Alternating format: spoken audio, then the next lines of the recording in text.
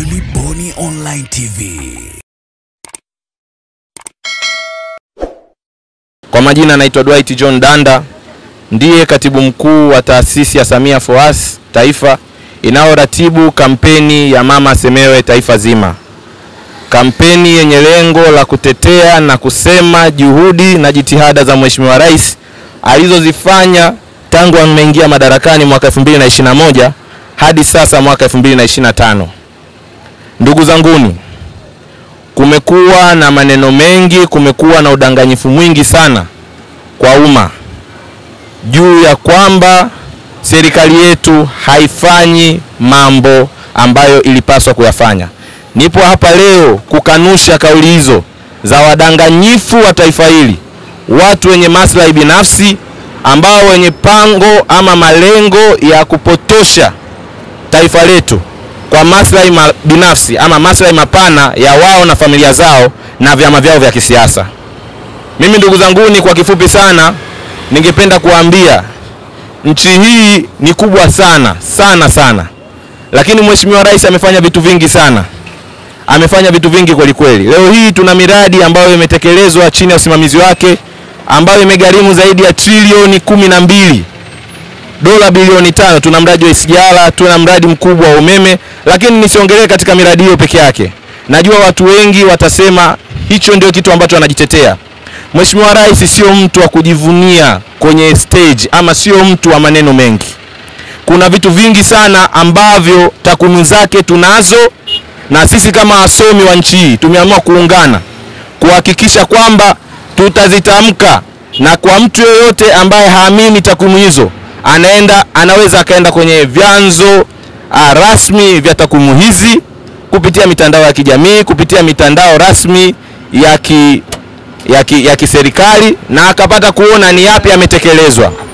Mheshimiwa Rais kwa kipindi cha miaka 4 ni mengi kweli amefanya, lakini napenda kuongelea tu katika swala hili. Kuna mtu mmoja juzi wakasema kwamba serikali yetu ama ilani yetu ya Chama cha Mapinduzi hatuitekelezi vile inapaswa. Mimi nataka niwaambie kitu kimoja.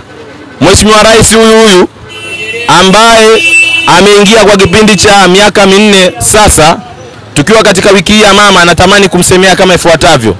Katika kipindi cha miaka 4 ameweza kujenga shule za sekondari katika nchi yetu takribani 1649. Jamani, tumpigieni makofi kidogo. Lakini kumbukeni, katika upande wa sekondari ameweza kujenga shule takribani 1042. Ukijumlisha kwa umoja wake unakuja kupata ni shule zilizojengwa takribani 2691 kwa kipindi kifupi cha miaka 4. Piga makofi kwa Daktari Samia jamani. Lakini ukiachana na hayo, ukijumlisha hizo shule unapata ni shule 2691. Ila kumbukeni ndugu zanguni, nchi yetu ya Tanzania ina jumla ya kata 3956. Unakuja kuangalia ongezeko ama shule zilizojengwa kwa ujumla wake, zikigawanywa katika kila kata, unakuja kujua Mheshimiwa Rais kwa average ya kawaida amejenga shule kwa asilimia 60.0233 kwa kipindi kifupi cha miaka 4. Tukimpa miaka 5 atafanya nini? Ndugu zanguni, tukimpa miaka 5 atafanya nini? Mimi natamani tufungue macho yetu. Mwaka 2011 kuna nchi moja ilidanganywa sana kwa maslahi binafsi ya baadhi za familia ambazo ni big families, lakini maslahi binafsi pia ya baadhi ya watu wa ugaibuni. Wakafanya maamuzi ambayo yalikuwa ni mabovu sana. Nchi ile walikuwa wanavuna maziwa na asali kama tunavyosoma kwenye vitabu vitakatifu. Lakini leo hii nchi hiyo inaongozwa na serikali kuu 2. Serikali moja inayotambulika kimataifa kwa jina la GNA, na serikali nyingine ambayo ni ya kigaidi inayoongozwa na Jenerali Iftar, ambayo mpaka sasa hivi tunavyoongelea wananchi wao hawana amani, wananchi wao wanakosa hata maji ya kunywa. Wakati nchi hiyo zamani watu walikuwa wanalipwa hadi mishahara. Kijana kimaliza chuo analipwa mshahara. Mimi natamani niwaambie kitu kimoja. Waliosema siasa ni mchezo mchafu hawakuwa nje ya siasa, walikuwa ndani ya siasa. Matukio mengi ya kisiasa ambayo yanamuonyesha direct mlengwa ni fulani kwa asilimia kubwa, kwa intelligence ya kisiasa, Marekani washaye kusema hichi kitu, ya kwamba kwa asilimia kubwa kuna zaidi ya asilimia 90 hilo tukio uhalisia wake ukawa ni tofauti. Yani yule unayemwona wewe analengwa na anazalishwa kwenye mitandao ya kijamii, kwa asilimia kubwa unakuta yule ndiye sio mlengwa. Mlengwa ni yule ambaye anaonekana katika scenario ile yeye ndio mtu mwema. Hizo ndio intelligence za siasa. Sasa nchi yetu imefanya vitu vingi. Pigeni makofi jamani. Sisi hatuwezi tukawaacha watu ambao hawana nia njema na taifa letu. Juzi tumemwona kiongozi mkubwa kabisa wa chama cha Chadema, wanajiita wazalendo wenyewe, ametudanganya. Tunaona direct kabisa anatudanganya, hajui hata data za mkoa wake.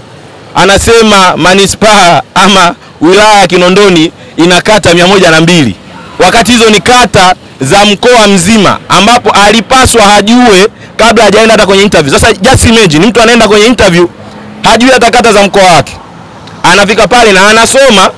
Lakini kwa uzuri kiongozi wetu mahiri kabisa Geoffrey Kiliba aliweza kumkosoa na kumwambia una uhakika na unachokiongea? Hii nimeongelea hili swala kwa sababu gani?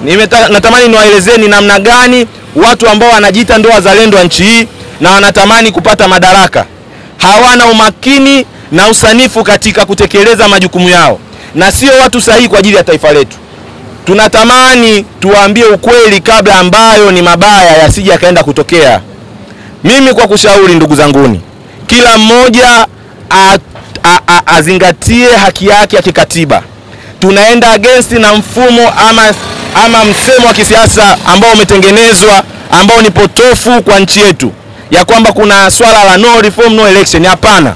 Mimi ni washauri ndugu zanguni, kila mmoja kwa nafasi yake, kwa kuzingatia haki zake za msingi, aende akajiandikishe katika daftari la kudumu la mpiga kura. Si ndio jamani? Ni kweli si kweli? Kweli. Mama Samia anafaa fai? Anafaa. Kuna mtu yote ana swali ndugu zanguni? Karibu dada. Zamani umeongelea masuala ya shule ndio za sekondari zilizofunguliwa na mama. Ndio. Vipi kwa wale ambao hawasomi, wanafaidika vipi na hizo shule? Kwa wale hata ambao hawajasoma, Mheshimiwa Rais amefanya vitu vingi sana. Jamani, tunabidi tukumbuke wakati Mheshimiwa Rais anaingia, nitaongea katika sekta ya afya. Mheshimiwa Rais amepokea madaraka katika nchi ikiwa na shule tunaweza kusema vituo vya afya ama hospitali takribani 8458. Lakini leo hii tunavyoelekea kwenye uchaguzi mkuu kuna vituo zaidi ya 9826 mpaka sasa hivi. Jamani, ni ongezeko la zaidi ya vituo 1300. Pigeni makofi kwa Daktari Samia. Huyu mtu tukimpa nchi, mama yetu huyu tukimpa nchi, mimi nahakikishieni mwaka 2030 wakati anakabidhi tena madaraka yake, nchi yetu itakuwa kama Ulaya. Mimi ninawaambia uhalisia, tusidanganyike na watu ambao hawana nia njema na taifa letu. Mimi nahisi nitakuwa nimekujibu dada yangu vizuri. Kuna vitu vingi sana ambavyo hatuwezi tukavielezea vyote hapa. Tokea ameingia madarakani wako watu waliofikiri na kudhani ya kwamba mwanamke hastahili kuwa kiongozi na mwanamke hawezi akashika nafasi ya juu ya uongozi. Lakini mama huyu kipenzi wa Tanzania Daktari Samia Suluhu Hassan ameweza kuwatoa matongotongo wa Tanzania, lakini pia watongotongo na watu ambao walikuwa na fikra potofu ya kwamba ama dhana potofu ya kwamba mwanamke hawezi kuongoza. Tumeona kwa kipindi chake cha miaka 4 namna ambavyo ameendelea kutekeleza ilani ya Chama cha Mapinduzi 2025 na kutekeleza miradi ya kimaendeleo. Ninyi ni mashuhuda ndugu zangu. Leo tunalo bwawa kubwa la kufua, bwawa kubwa la kufua umeme la Mwalimu Nyerere ambalo kimsingi mpaka sasa chini ya uongozi wa Daktari Samia Suluhu Hassan ameweza kuikamilisha. Hii ni kazi njema ya Mheshimiwa Rais. Naomba tumpigie makofi Mheshimiwa Rais. Lakini ndugu zangu abiria, mtakubaliana na mimi, tokea ameingia madarakani ipo pia reli ya kisasa kwa maana SGR. Huyu mama kipenzi wa Tanzania, baada ya kuona changamoto ya Watanzania kuchelewa na kufika mpaka Dodoma, lakini na baadhi ya maeneo mbalimbali, huu mradi kimsingi ambao aliweza kuachiwa na hayati Dr. John Pombe Joseph Magufuli, huyu mama amedhihirisha Watanzania ya kwamba anaweza, na huu mradi umeweza kukamilika. Kiko kipande cha kutoka Dar es Salaam mpaka Dodoma na maeneo mengine. Tumpigie makofi mengi Mheshimiwa Daktari Samia Suluhu Hassan. Ndugu zangu, mtakubaliana na mimi, swala la huduma ya afya ndio kipaumbele kwetu sisi wa Tanzania. Leo tumeona tathmini ya kutosha ambayo kimsingi huyu mama amehakikisha ya kwamba kina mama tunakwenda kupungua idadi ya vifo vya kina mama pamoja na watoto pindi wanapokwenda kujifungua. Na leo huyu mama amefanikisha kupungua idadi ya vifo vya kina mama pamoja na watoto. Mpigeni makofi mengi huyu mama. Ndugu zangu, mtakubaliana na mimi pia ndugu abiria, swala zima la masuala ya usafirishaji. Leo tunazo ndege za kisasa ambazo kimsingi zinatoka Tanzania kuelekea katika mataifa mengine. Ameongeza ndege za kutosha na changamoto ya ndege hatuna hapa Tanzania ni chini ya uimara na uongozi hodari wa Daktari Samia Suluhu Hassan. Swala la maji limekuwa ni swala ambalo ni kipaumbele. Ninyi ni mashuhuda, kumekuwepo na miradi ambayo ni kichefuchefu. Lakini Mheshimiwa Rais Daktari Samia Suluhu Hassan alipoingia madarakani ametuthibitishia ya kwamba swala la miradi si changamoto tena. Na ndio maana leo kila sehemu mnaona kuna upatikanaji wa huduma ya maji safi na salama, mathalan kwa watu ambao wanaishi vijijini na watu ambao wanaishi mijini. Ni watu ambao wanaishi mijini. Hizi ni jitihada za Daktari Samia Suluhu Hassan katika kuhakikisha kwamba anawatua ndoo kina mama ndoo kichwani. Naombeni tumpigieni makofi mengine tena Daktari Samia Suluhu Hassan. Ndugu zangu abiria, yako mengi sana ambayo wameweza kuyafanya. Miundombinu ya barabara, ninyi ni mashuhuda. Kuendelea kuimarisha demokrasia ya nchi yetu, ninyi ni mashuhuda, mama ameendelea kufanya. Lakini pia kuendelea kuimarisha diplomasia ya nchi yetu, ninyi ni mashuhuda, mama ameendelea kufanya. Kazi kubwa na njema alizozifanya, anastahili kupongezwa na anastahili kuungwa mkono na sisi wa Tanzania wote. Kwa nini watu mnatumia nguvu sana kumnadi au kumsemea Mama Samia Suluhu Hassan? Kwa sababu kiongozi bora na ambaye anafanya majukumu yake vizuri lazima huwa anaonekana bila kupigiwa yani kuongea sana anaonekana. Lakini nimeona sana watu wengi kila sehemu unaopita au unaopanda, kama leo nimebahatisha tu kupanda hii daladala, lakini nasikia kila mtu anamsemea Samia. Kivipi yani mnamsemea ili iweje? Nashukuru dadangu Ashura kwa kuuliza swali zuri. Na mimi nataka niweke sawa ni kwamba nguvu tunayoitumia ya kueleza kazi nzuri na njema ambazo imefanya Daktari Samia Suluhu Hassan, ama tunatumia nguvu nyingi kueleza kazi nzuri na njema ambazo zimefanya na Daktari Samia Suluhu Hassan.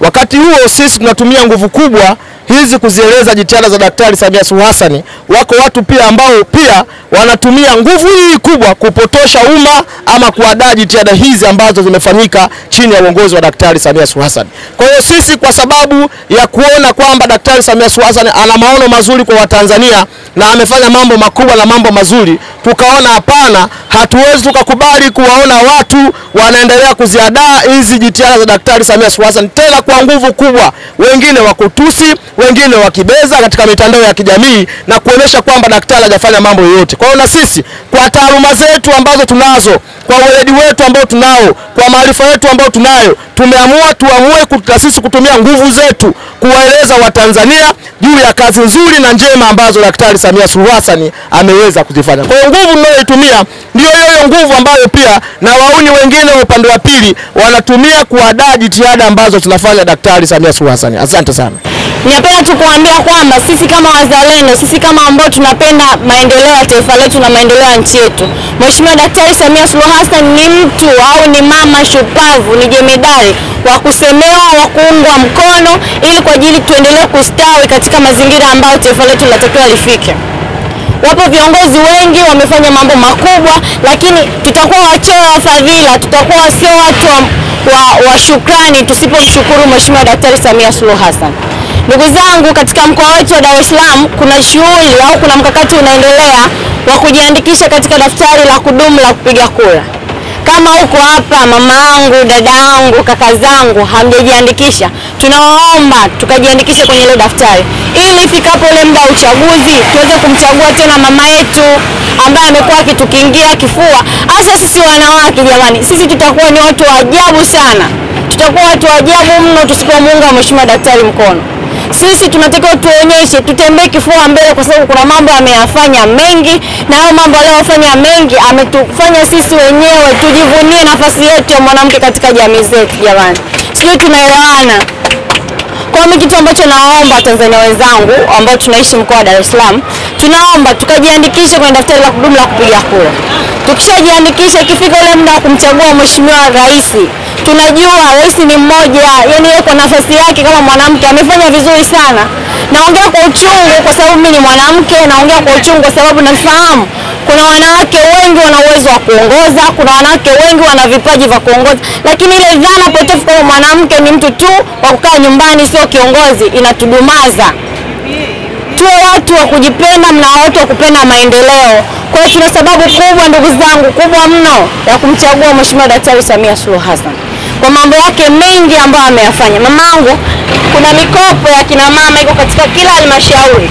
Hiyo mikopo imeletwa kwa ajili yetu sisi na mheshimiwa alijua kabisa inatusaidia. Leo mamangu, unajua unaweza kwenda kwenye biashara zako, lakini unaweza ukaepukana na swala la kausha damu.